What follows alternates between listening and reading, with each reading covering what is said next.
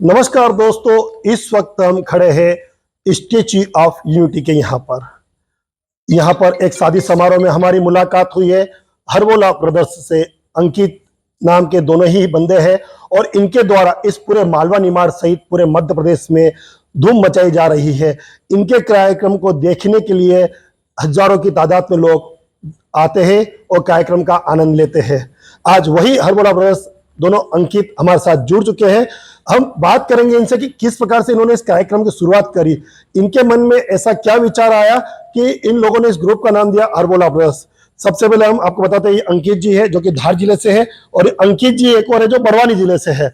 और इन दोनों की मित्रता कैसे हुई बताएंगे। अंकित जी आप बताइए। हम संगीत मित्र हैं वैसे तो लगभग 4 साल से हम साथ में काम कर रहे हैं। मैं पहले मुंबई में था, as a music director work करता था, लेकिन आफ्टर कोविड मैं यहाँ पे शिफ्ट हुआ हूँ और तब से हम लोग भाई लोग साथ में काम करते हैं। हम हमारे आध्यात्मिक संगीत से, भक्ति संगीत से जुड़े हुए हैं और खासकर हमारी मुलाकात भक्ति संगीत के माध्यम से ही हुई है। भजन संध्या, सुंदरकांड वगैरह, और उसके अलावा फिर हम स्टूडियो में भी साथ में काम करते थे हमारे, तो वहाँ से हमारी मित्रता हुई है। और ये जो हरबोला है ये पिछले 2-3 महीने से लगभग पॉपुलर हुआ है, मार्केट में आया है। तो ये हम लोगों ने एक मिल के कॉन्सेप्ट पे काम किया और प्रभु की कृपा से निकल गया। अंकित जी, आपका जो हरबोला जो ग्रुप है आप बनाया आप लोगों ने, इस ग्रुप को बनाने का उद्देश्य क्या था? देखिए, पहले हमारा ये जो समूह है, संगीत समूह है, ये भजन संध्या, देवी जागरण और सुंदरकांड पाठ तो हम करते ही थे। क्योंकि जब से हरबोला आया है तब से हमको प्रसिद्धि मिली है हरबोला के नाम से। सारी जनता हमको हरबोला के नाम से जानते हैं। अब हमें अंकित पाटीदार और अंकित शर्मा के नाम से कोई भी नहीं जानता, सभी हमें हरबोला बंधु ही कहते हैं, हरबोला ब्रदर्स ही कहते हैं। तो हमने सोचा कि जनता का अगर यही मन है और जनता अगर यही चाहती है कि हम हरबोला बंधु हैं, तो हम हरबोला बंधु बन गए।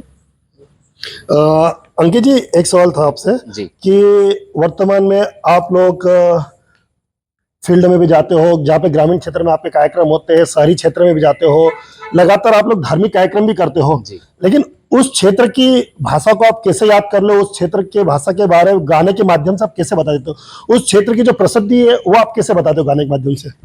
देखिए, थोड़ी सी उसके पीछे R&D करना पड़ती है, थोड़ी सी रिसर्च करना पड़ती है, थोड़ा वहाँ के क्षेत्र के बारे में जानना पड़ता है, वहाँ की भाषा के बारे में, लोकल भाषा के बारे में वहाँ के जानना पड़ता है, थोड़ा सा विचार करना पड़ता है और उससे रिलेटेड चीज़ें फिर हमको बनाना पड़ती है।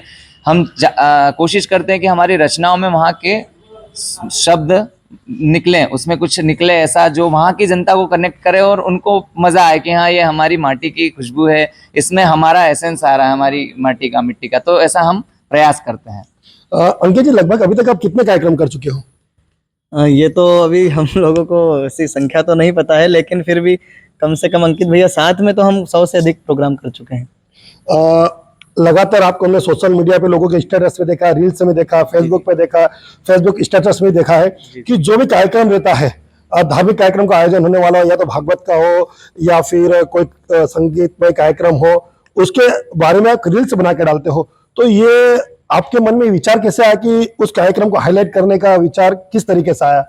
देखिए, जो हरबोला है ये प्राचीन समय में जो राजा महाराजाओं के दरबार में कोई घटना घटती थी या वीरों की गाथा गानी होती थी, तो हरबोला क्या करते थे कि इसको गाने के माध्यम से जनता तक बात पहुंचाते थे, वीरों की गाथाओं का गुणगान करते थे, राजा महाराजाओं की प्रजा में होने वाली घटनाओं का बखान करते थे। तो साधारणतः क्या होता है कि हम अगर नॉर्मली बातचीत के माध्यम से अगर समझाएंगे जनता को तो इग्नोर करेगी जनता, नज़रअंदाज करेगी, लेकिन अगर हम गाने के माध्यम से अगर बताएंगे कि भैया आज यहाँ पर ऐसा है वैसा है, तो गाने के माध्यम से जनता अट्रैक्ट होगी और वो देखेगी कि हाँ, ये गाना भी सुनेगी और संगीत से भी जुड़ेगी और उसको जानकारी भी मिलेगी। आपने वो सुना होगा, खूब लड़ी मर्दानी वह तो झांसी वाली रानी थी, सुभद्रा कुमारी चौहान की कविता, बुंदेले हर बोलो के मुंह हमने सुनी कहानी थी। तो ये जो बुंदेले हर बोलो के मुंह हमने सुनी कहानी थी, ये वही हरबोला है जो अभी हम लोग हरबोला गा रहे हैं।